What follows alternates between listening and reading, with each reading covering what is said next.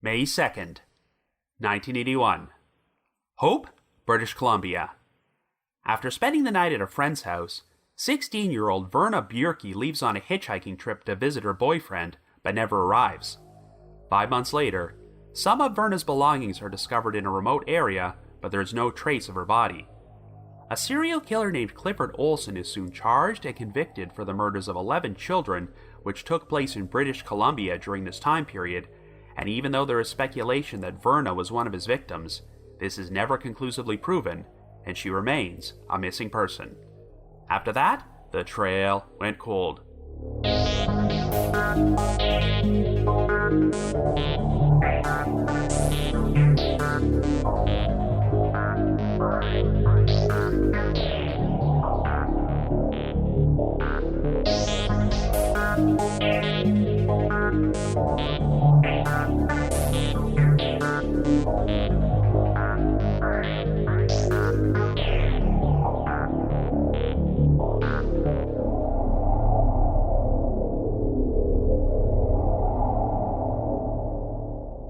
Hello everyone, and welcome to our latest episode of The Trail Went Cold. I'm your host, Robin Warder, and today we're going to be traveling back to our podcast's home country of Canada to explore an unsolved missing persons case, the 1981 disappearance of Verna Bjerky. I received a request to cover this one from a listener named Madeline Shadeen, who happens to be related to Verna Bjerky through their grandparents. Back in September, I released an episode which focused on missing and murdered Indigenous women from Nunavut and the Northwest Territories, and discussed how one of Canada's biggest issues is their epidemic of violence against Indigenous victims and the lack of attention these stories often receive from law enforcement and the media. Well, you're not going to find Verna Bjerky's name on any lists of missing and murdered Indigenous women, girls, and Two-Spirit people because she was mistakenly described as white on her missing persons report, and is still listed that way on the official website for the Royal Canadian Mounted Police, aka the RCMP. But Madeline confirmed to me that this is inaccurate, as Verna's family are members of the Inchlapamuck Nation, whose territory stretches from the southern interior of British Columbia to northern Washington state. When she was only 16 years old, Verna Bjerky went missing while attempting to hitchhike to see her boyfriend, and since some of her personal items would be found scattered in a remote area, it seemed likely that she crossed paths with the wrong person and became the victim of foul play. This was a particularly terrifying time period in British Columbia, as the Lower Mainland was experiencing an epidemic of murdered and missing children. A few months after Verna vanished, Clifford Olson, one of the worst serial killers that Canada has ever known, would be charged and convicted of a total of 11 murders, but there has always been suspicion that he may have had additional victims. In fact, while he was behind bars, Olson often liked to toy with the authorities by confessing to more murders and recanting these confessions, and while the idea of him being responsible for Verna's disappearance was definitely plausible, no conclusive evidence was ever found to implicate him. Verna's family came to believe that she was likely one of Olson's victims, but it sounds like some investigators were never entirely convinced, and since her body was never found, this is technically still an unsolved cold case. Tragically, some of Verna's sisters have since passed away, but Madeline requested that I cover Verna's story in order to keep her memory alive, as we still don't know for certain what happened to her. Anyway, before we get started, just a quick reminder that The Trail Went Cold is a weekly podcast, which is currently available for download on several platforms, including Apple Podcasts, Stitcher, Google Podcasts, and Spotify. So if you like this podcast, be sure to subscribe to it, and please leave us a rating or review on any of those sites to help spread the word. The Trail Went Cold is on Patreon, so if you would like to learn how to support the show, please visit our page at patreon.com/thetrailwentcold. For as little as $1 a month, you can garner access to exclusive rewards, including stickers and thank you cards, early access to episodes, and bonus content. So with all that out of the way, let us now explore the disappearance of Verna Bjerky.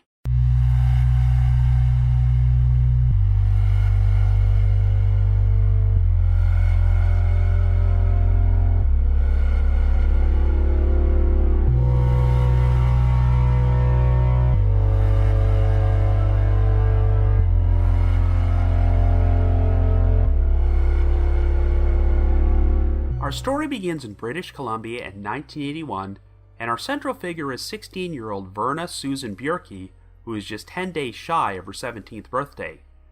Verna lives with her mother, Claire Crane, and stepfather, Walter Crane, in the unincorporated community of Yale, which is located on the Fraser River. Verna is one of 3 children from Claire's previous marriage, as she has a 21-year-old sister named Irene, who has since moved out, and a 19-year-old brother named Dan, who is away attending basic training in Nova Scotia. Verna was actually conceived in Belgium because her father, Gordon Bjerky, was stationed there with the Royal Canadian Air Force, but the family would be transferred back to Canada before she was born. When Claire got remarried to Walter, she would have 2 more daughters, 12-year-old Gladys and 10-year-old Glennie, who both live with them alongside Verna in a home that is perched above Fraser Canyon on the Trans-Canada Highway. Verna is known for being a bit of a spitfire with a temper, but she's also described as being cheerful and likable, as well as a very talented artist and poet. Years earlier, she seemed to become resentful of the fact that her older sister and brother both moved out at young ages and got to experience the freedom of not having to worry about the rules of home and school. For this reason, Verna decided to drop out of high school and moved in with her sister Irene for a while. She helped take care of Irene's newborn baby while working a number of different jobs, but she eventually moved back in with her mother and stepfather and has made plans to take a commercial art course at Caribou College this coming fall. At the moment, she is currently employed as a waitress at The Godfather, a steak and pizza restaurant located in the municipality of Hope, about 25 kilometers south of Yale. Verna does not own a car, and often uses hitchhiking as her primary form of transportation to and from work. She also works the late shift, which would sometimes cause her to arrive home as late as 3 a.m., so in order to avoid waking up her family, she often spent the night in Hope with her best friend, Kathy Lamberton.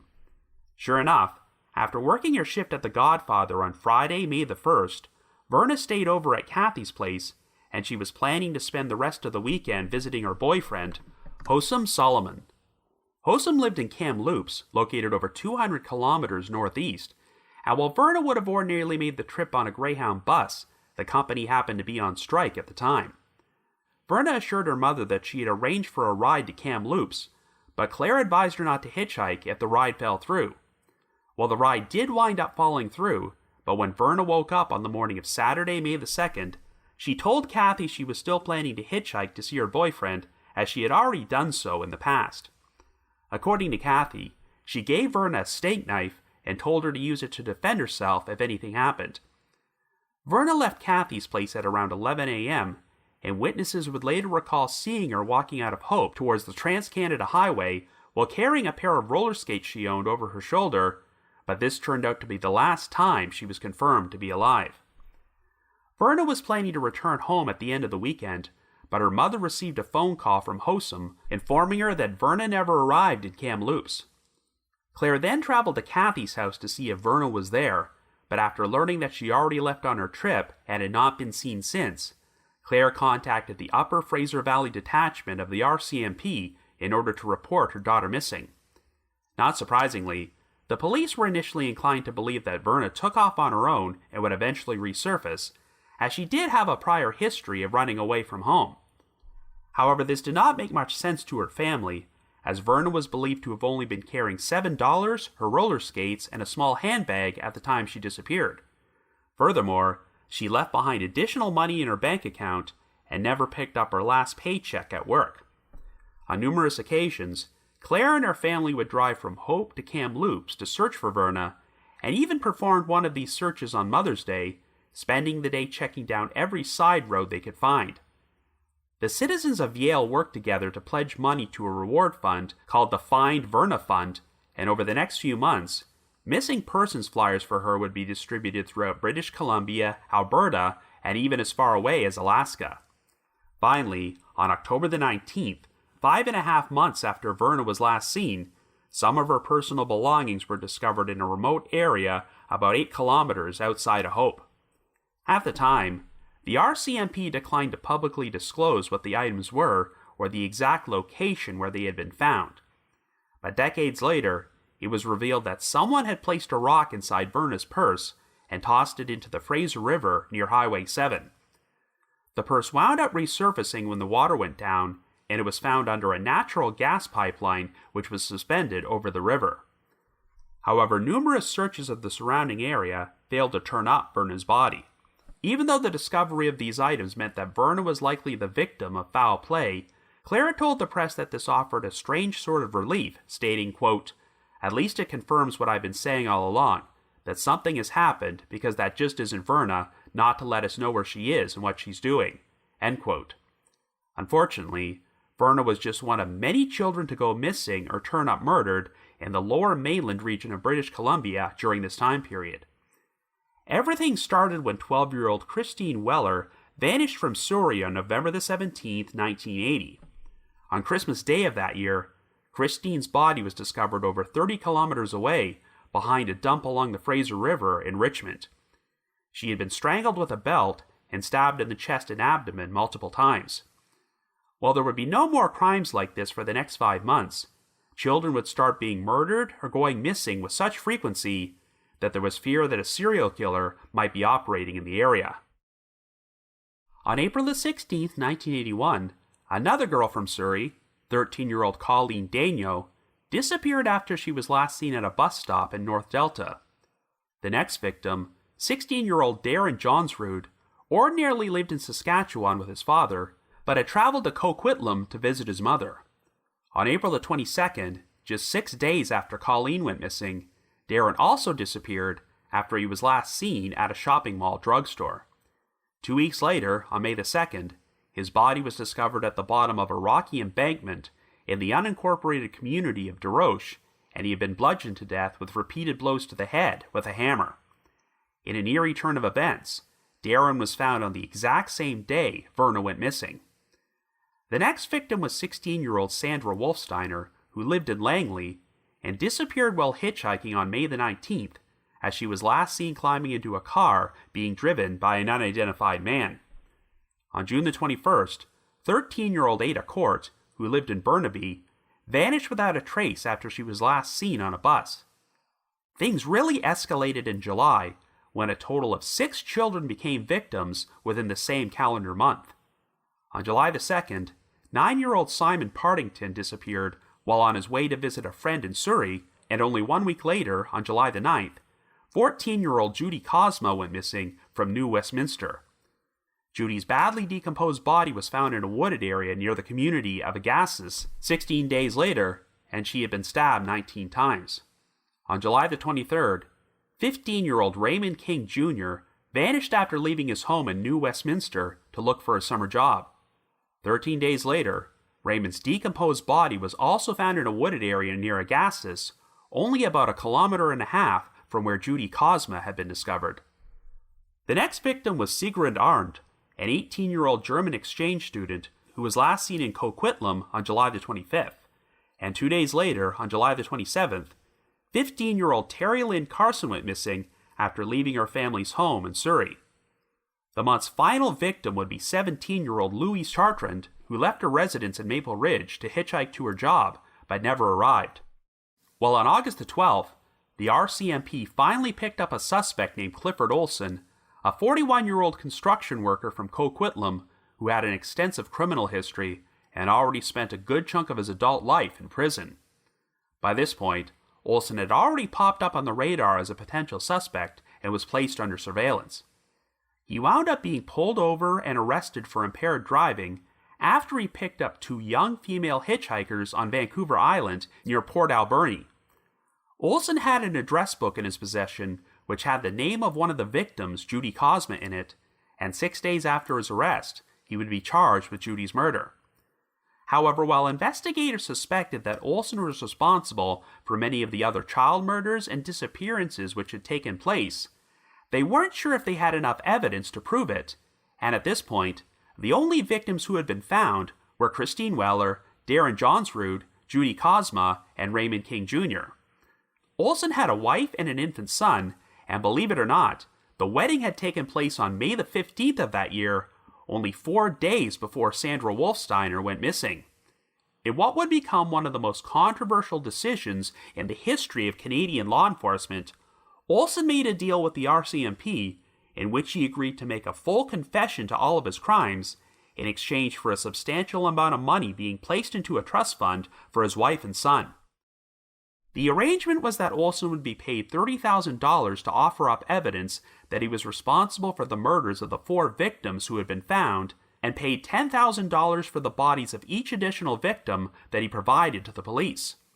In total, Olson's wife and son would receive $100,000, and when this deal was finalized, Olson led the authorities to the remains of Colleen Daigneault, Sandra Wolfsteiner, Ada Court, Simon Partington, Sigrun Arndt, Terry Lynn Carson, and Louise Chartrand. Olson was subsequently charged with a total of 11 murders, and in January of 1982, he pled guilty to all these crimes and received 11 consecutive life sentences. He was transferred across the country to serve out his sentences at the Kingston Penitentiary in Kingston, Ontario. Olson would go down as one of the worst serial killers in the history of Canada and earned the nickname the Beast of British Columbia. And not surprisingly, there has always been speculation that Olson may have had additional victims. Since Verna just happened to go missing in the Lower Mainland region during the same time period when Olson was committing his other murders, it seemed very plausible that he could have been responsible for her disappearance. However, while making his deal with the RCMP, Olson never attempted to lead them to Verna's remains or confess to her murder.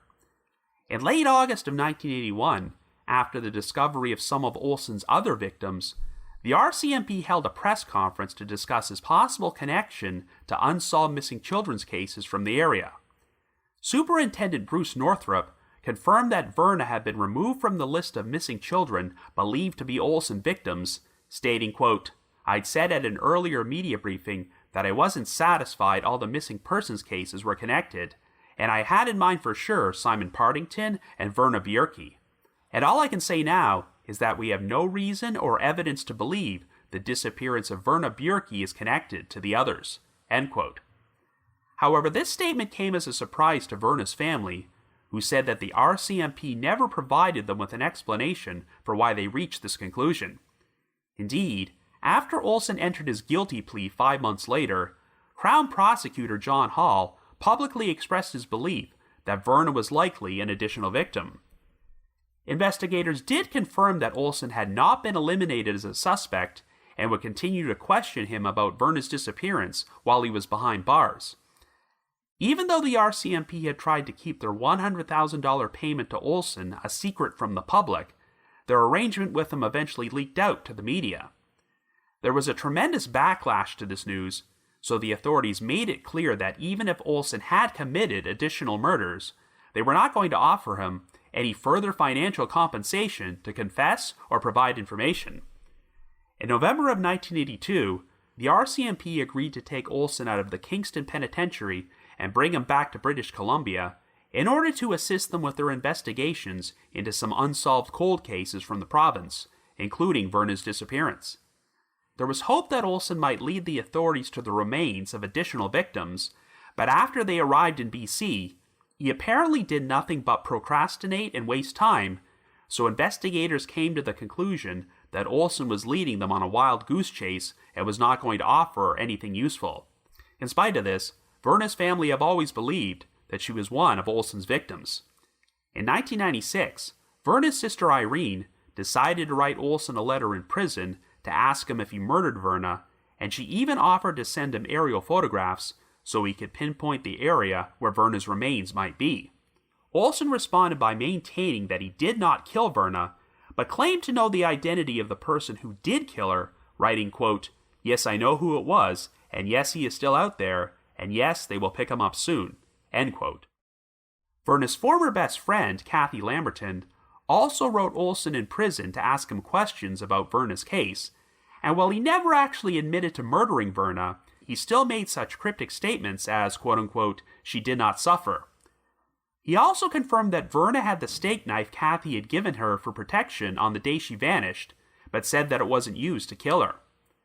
Kathy shared these details about her correspondence with Olson in an article which was published in the April 24th, 1997 edition of the Hope Standard, and it contained another surprising story. Kathy claimed that Olson had actually picked up her and Verna hitchhiking together on April the 30th, 1981, 2 days before Verna went missing. Even though Olson dropped them off without harming them, Kathy said that he was weird and gave them a bad feeling, and when Olson was arrested months later, she instantly recognized his photograph in the newspaper.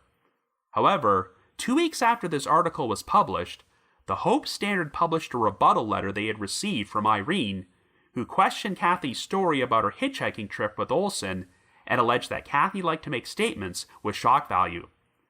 Irene said it was never conclusively established that Verna had this prior encounter with Olson, writing, quote, "This is something Kathy thinks she remembers, but we have no evidence of this event and no way of proving it," end quote. Even though Olson had received 11 consecutive life sentences, the Canadian Criminal Code once had a statutory provision known as the Faint Hope Clause, which allowed prisoners to apply for early parole after serving 15 years, even if they had already been sentenced to life imprisonment. In 1997, Olson did attempt to seek judicial review for possible early parole, though no one actually believed he would receive it and walk out of prison. But at one point during this process, Olson tried to deny the court access to his psychiatric records and made this statement to the presiding judge, quote, "I would under no condition return any unsolved bodies in Canada, which I am presently doing now, my lord. I would just cut it off completely, and there would be no more bodies being returned for a proper Christian burial," end quote.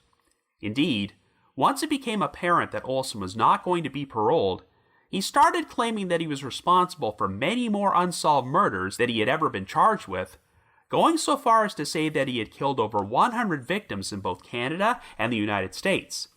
But of course, Olson would often recant these confessions and change his stories, so he was never conclusively linked to any other murders besides the 11 he had been charged with.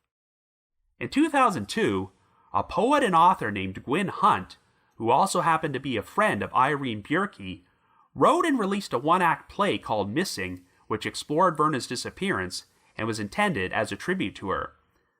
The play essentially used Verna's story to explore the issue of missing women and society's apathetic response to them, and was also heavily inspired by the lack of compassion shown towards the victims of Robert Pickton, another notorious serial killer from British Columbia who preyed on sex workers. When the play was performed, images of real-life missing women would be projected onto a screen below the left-hand side of the stage.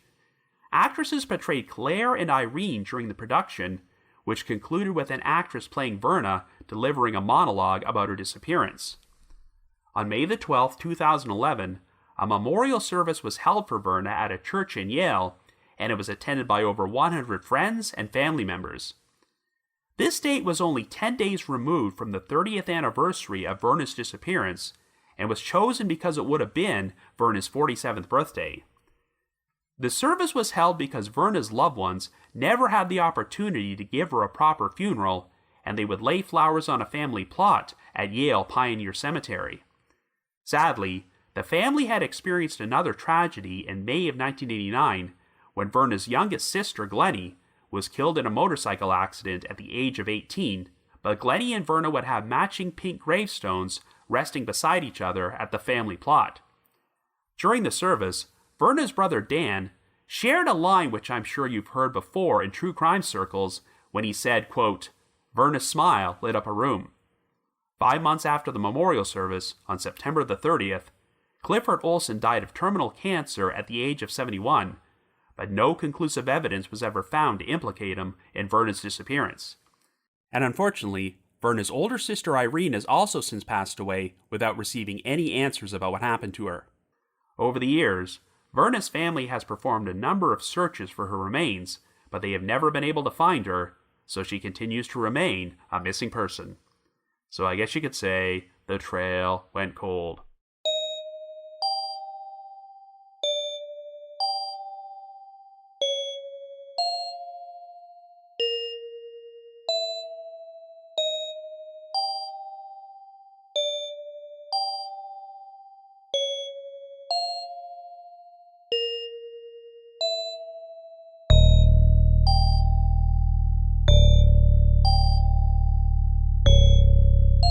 So like I mentioned in the intro, I received a request to cover this case from one of Verna Bjerky's relatives, Madeline Shadeen, who wants to get Verna's story out there. The Trail Went Cold is definitely not a podcast that likes to focus on famous serial killers, but I'm always interested in exploring the stories of missing and murdered persons who may have been unconfirmed victims of said killers. Clifford Olson's story has already been extensively covered by true crime podcasts and true crime media in general, and while I have no desire to give evil psychopaths like him any more attention, that can sometimes be necessary if it will bring more attention to unsolved cold cases.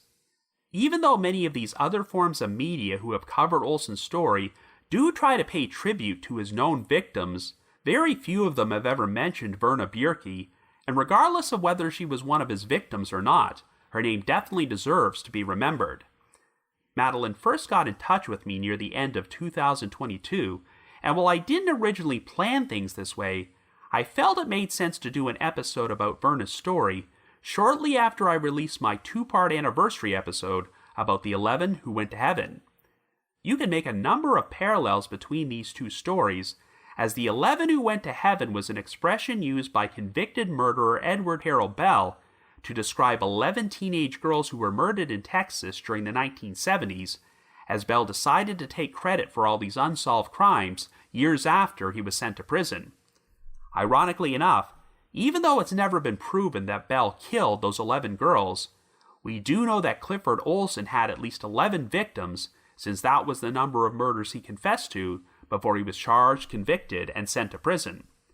But of course, Olson's story did not end there, as over the next 3 decades, he would claim that he was responsible for additional murders. Much like Edward Harold Bell, Olson often liked to change his stories and recant any confessions he made, so you couldn't be certain if he was actually telling the truth about anything or just getting off on toying with everyone for attention. And in the end, Bell and Olson were never conclusively linked with these additional crimes before they passed away. Even though I grew up in Canada, I would have been less than 3 years old when Olson's crimes made the news, so I have no memory of them. But the whole story was a pretty big deal, and anyone who grew up in British Columbia during the early 1980s will tell you that it was a pretty terrifying time. To recap, Olson murdered at least 11 victims between November of 1980 and July of 1981, which is a span of only 8 months. Verna went missing in May of 1981, so on the surface, it might seem like quite a coincidence if Olson was not the perpetrator and Verna wound up being harmed by a completely different killer who has never been identified. Verna's family have always said that they pretty much came to terms with the fact that she was likely murdered by Olson. Regardless, they still wanted to recover her remains and give her a proper burial under her gravestone in the family plot, but Olson never came clean and revealed the truth before he died. However, we have that statement which RCMP Superintendent Bruce Northrup made in August of 1981 about how investigators did not believe that Verna's disappearance was connected to Olson's other murders. They never really provided much clarification about why they said that, but at the time, the RCMP was making its controversial deal to pay money to Olson's wife and son in exchange for him leading them to the remains of his victims. Perhaps they initially felt that Verna's case was unconnected to Olson because he never confessed to killing her. But as the years have gone on, we now know that Olson was such a manipulative person that we can't take it on good faith that he was being truthful about all the crimes he committed. At the very least, the RCMP did not close Verna's case or rule out Olson as a suspect, but they never turned up any conclusive evidence to prove or disprove the idea that he was the perpetrator. So like I mentioned in the intro, virtually all the sources out there mistakenly list Verna as being Caucasian, so even though she's actually a member of the Inclepomic Nation, you won't see her name on any lists for missing and murdered Indigenous women, girls, and Two-Spirit people. I only bring this topic up because of another famous true crime story from British Columbia, and that's the Highway of Tears murders. The Highway of Tears is a phrase used to describe a 725-kilometer corridor of Highway 16 between Prince George and Prince Rupert, where a few dozen young women and girls have been murdered since 1970. We don't know the exact amount of victims who have been killed within that corridor, but a disproportionately high number of them are Indigenous. Now, Clifford Olson's murders, as well as Verna's disappearance, took place hundreds of kilometers south of Highway 16, so there's no reason to believe that Verna's case has any connection to the Highway of Tears murders. However, during the late 1980s, a serial killer named Edward Dennis Isaac was charged and convicted of the murders of 3 victims which took place on the Highway of Tears: 36-year-old Jean Mary Kovacs, 13-year-old Roswitha Fuchsbichler, and 15-year-old Nina Marie Joseph. These crimes all took place between October of 1981 and August of 1982, which means that there were other serial killers operating in British Columbia during that time period besides Clifford Olson. Now, regardless of whether or not Verna was an Olson victim, I guess the upside of being associated with such an infamous serial killer was that she was going to get a lot of media coverage by default. Even though Verna's name is not widely known on a national scale, she was mentioned in a number of articles about Olson's crimes, particularly in British Columbia. In fact, if you do a search on Verna Bjerky's name at newspapers.com, you'll actually find a photograph of her from when she was only 6 years old, as she was featured in an article from the May 12, 1971 edition of the Hope Standard for participating in the annual Yale Walk to raise money for junior forest wardens. Even though Verna was only on this earth for just under 17 years and had dropped out of high school, she seemed to do a lot during her short lifetime and came across as a very active, independent, and adventurous person. I made this exact same statement during my recent series about the 11 who went to heaven, but one of the most eye-opening things about researching this story is seeing how freely Verna, as well as many of Olson's other victims, were hitchhiking at such young ages. But like I've reiterated on this podcast many times whenever I've covered older cold cases, it was just a much different time back then, and cases like these are what helped people become aware of the dangers of hitchhiking. In fact, after Verna went missing, her mother Claire even made some statements in the Hope Standard advising others not to hitchhike. Now, to be fair, Claire had specifically asked Verna not to hitchhike to go visit her boyfriend in Kamloops, but the only reason she did so is because there was a Greyhound bus strike at the time, and another ride Verna had arranged fell through. If either of these events had not taken place, Verna may never have gone missing. It seems obvious that Verna wound up hitching a ride with the wrong person, and given that her personal belongings were found only 8 kilometers outside of Hope, she was likely harmed a short time after she left her friend Kathy Lamberton's place. And given how Clifford Olson picked up many of his known victims while they were hitchhiking, it's entirely plausible that Verna came to harm after accepting a ride from him. But one controversial element of this case is Kathy's claim that both she and Verna had previously hitched a ride with Olson 2 days beforehand. Verna's family have always been very skeptical about this story, and even if Kathy is telling the truth, it's possible they may have been picked up by an entirely different creepy guy, and Kathy later mistook this person for Olson after she saw his photo in the paper. Indeed, if Verna already had an unsettling experience hitchhiking with Olson, why would she have agreed to climb into a vehicle with him again 2 days later? If Olson was responsible for Verna's disappearance, then geographically, it would have taken him a lot further east than his other known crimes. Olson lived in Coquitlam, which is about 135 kilometers west of Hope, and he abducted most of his victims from the same region. But on the other hand, he would sometimes travel great distances to dispose of their bodies. For instance, the remains of Ada Court, Judy Cosma, and Raymond King Jr. were all found in a wooded area near Weaver Lake in the community of Agassiz, which is just over 30 kilometers away from Hope and quite a distance from where he lived. This seems to indicate that Olson would travel out of his way if necessary. I have read vague reports that Olson could be placed in the Hope area around the time Verna went missing, as he apparently cashed a check of one of his victims at a bank in Hope and sought treatment for a scratch on his leg from a local doctor. If this information is accurate, then I can definitely believe that Olson crossed paths with Verna while she was hitchhiking and she was in the wrong place at the wrong time. It's easy to assume that Verna's remains might be in the same general area where her belongings turned up, but multiple searches turned up nothing. Of course, these items were not discovered until 5 months after Verna went missing, So even if her body had been left out in the open, it's possible her skeletal remains could have been scattered around by animals, making them more difficult to recover. During the early stages of the investigation, the authorities did not disclose any specific details about Verna's personal belongings or the exact spot they were found, in hopes that withholding that information might help weed out false confessions. Indeed, I'm obviously not privy to everything that Olson said about this case over the years, but if he mentioned anything about Verna's disappearance which was not already public knowledge, then this would lend a lot of credence to the idea that he was the perpetrator. So obviously, the most controversial part of this whole saga was Olson's deal with the RCMP to confess to all of his murders and lead them to the remains of all of his victims, in exchange for $100,000 being placed in a trust fund for his wife and son.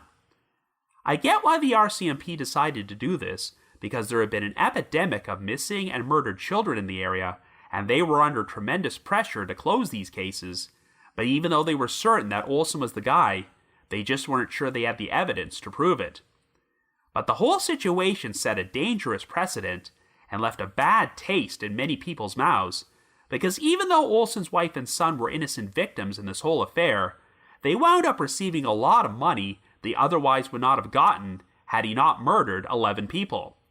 Needless to say, something like this would never happen today.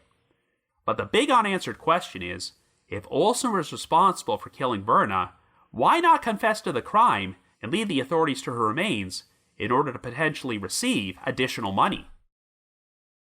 Well, the issue is that by complying with Olson's demands for a financial payout in exchange for his cooperation, the RCMP were giving him a lot of control and power. Following the backlash to the situation, the authorities confirmed that they were not going to offer Olson any more deals or provide him with additional financial compensation.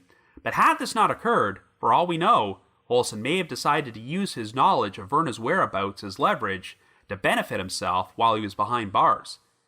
In fact, I previously mentioned that in November of 1982, Olson led the RCMP on a wild goose chase by promising to help them find the remains of additional victims. When Olson was convicted of the murders, he was hoping he would be incarcerated inside a prison in British Columbia, but he wound up being sent to the Kingston Penitentiary in Ontario, which was pretty much Canada's go-to facility at that time for housing the worst of the worst. So I think that Olson just wanted an excuse for the RCMP to take him on a cross-country trip back home, which is why he fed them false promises about helping them close more cold cases. One of these cases was Verna's disappearance, but even if Olson did kill her, he may have intentionally decided not to lead the authorities to her remains so he could still have something to hold over everyone. Indeed, Olson definitely does not fit the profile of someone who would plead guilty to their crimes and then just sit quietly in prison for the rest of his life, as people in his position will often do anything they can to ensure they remain the center of attention. Over the years, some of Olson's claims got progressively more bizarre. In addition to claiming that he was responsible for over 100 murders, Olson once said that he had useful information about the Green River Killer from Washington State, even though his murders did not even start until July of 1982, after Olson was already behind bars. And at one point, Olson actually claimed to have inside knowledge about 9/11, but did not offer up an explanation for how a guy who had been incarcerated for 2 decades prior to that event could possibly know anything about it. But while you can easily dismiss most of Olson's outlandish claims, the problem is that you just can't simply do that with Verna's case, since it is possible he could have been responsible for her disappearance. Olson did not hesitate to play mind games with Verna's family and friends, because even though he wouldn't admit to killing Verna himself, he claimed to know who did do it, and made such odd statements as, quote, "she did not suffer." Well, if he had nothing to do with Verna's death, then how could he know she didn't suffer? The fact of the matter is that narcissistic individuals like Olson have no reason to tell the full truth about anything unless there's something in it for them. There's always a bittersweet feeling when evil people like him die, because even though the world is a better place without them, it's frustrating to think that they could have taken secrets about missing and murdered victims to their grave and intentionally deprived their families from receiving any sort of resolution. Overall, I do find it most likely that Clifford Olson was Verna Bjerky's killer, but there's no way to be 100% certain. If by chance Verna was murdered by another individual who disposed of her body, it's possible that they just got incredibly lucky that a serial killer wound up getting arrested and dominating the headlines later that same year, which allowed the real perpetrator to remain under the radar and get away with it. But that scenario is all just speculation, because other than Clifford Olson, no one else has ever been named as a suspect or person of interest in this case. It's very sad that Verna's mother and two of her sisters passed away before they could recover her remains and receive conclusive answers about what happened. But since they believed that Olson was Verna's killer, I suppose they took some comfort in knowing that he would remain locked up for the rest of his life. In all cases involving serial killers, I believe that instead of remembering them, we should remember the names of their victims, and in this particular story, we know they were Christine Weller, Colleen Daigneault, Darren Johnsrud, Sandra Wolfsteiner, Simon Partington, Judy Cosma, Raymond King Jr., Sigrun Arndt, Terry Lynn Craven, and Louise Chartrand. And regardless of whether or not she was Clifford Olson's 12th victim, we should always remember the name Verna Bjerky, because she was a bright young girl who had her entire future stolen away from her, and her loved ones would still like to bring her home. So another special thanks to Madeline Shadeen for bringing Verna's story to my attention and helping keep her memory alive. If you happen to have any information about the disappearance of Verna Bjerky, please contact the Upper Fraser Valley Detachment of the RCMP at 604-792-4611. That's 604-792-4611. Or you can also call Crime Stoppers at 1-800-222-TIPS. That's 1-800-222-8477. But if you just have your own thoughts about what happened, feel free to leave me a comment or send me an email to robin.warder@icloud.com. That's robin.warder@icloud.com. Now the reminder that The Trail Went Cold is on Patreon, so please visit patreon.com/thetrailwentcold to learn how you can support our podcast and become eligible for some pretty neat rewards. This past month, we released a top 10 list-themed bonus episode where I count down the top 10 surprising twists on unsolved mysteries. I've also dropped an exclusive bonus episode from my spin-off podcast, The Path Went Chilly, in which myself and my two co-hosts, Jules and Ashley, discuss another case from Unsolved Mysteries, the 1994 murders of Michael Johnston and Rochelle Robinson. And for our patrons in Tier 3, I've recorded another new audio commentary track which can be played over a classic episode of Unsolved Mysteries. Of course, later this year, The Trail Went Cold will be in attendance at two separate CrimeCon events. The first one is CrimeCon UK, which is returning to London and will be held at the Tower Bridge Leonardo Royal Hotel and Spa on June the 10th and 11th. And 2 months after that, I'll be attending the regular CrimeCon event, which will be held from September the 22nd to the 24th at the World Center Marriott in Orlando, Florida. Our podcast has a specialized promo code which can be used to get a special 10% discount on tickets, and this time around, the same code is valid for both events. So in order to purchase tickets and get a 10% discount, you can either visit crimecon.co.uk or crimecon.com and use the special promo code COLE23. That's COLE23. And if that wasn't enough, I will also be in attendance at this year's True Crime Podcast Festival, which is taking place from August the 25th to the 27th at the Doubletree by Hilton Hotel in Austin, Texas. For more information about that event, please visit their website at truecrimepodcastfestival.com. I just wanted to give another shout out to my supporters at the Unsolved Mysteries message board at the Sitcoms Online forum and the Unresolved Mysteries subreddit. I need to provide a big thanks to McGill Foote, who edits and assembles this podcast together for me, and Vince Nitro, who composes the eerie music you hear on every episode. If you haven't already, you can like us on Facebook, follow us on Twitter, or leave us a rating or review on Apple Podcasts, Stitcher, Google Podcasts, or Spotify. So have yourselves a great week and join us next Wednesday for another brand new episode of The Trail Went Cold.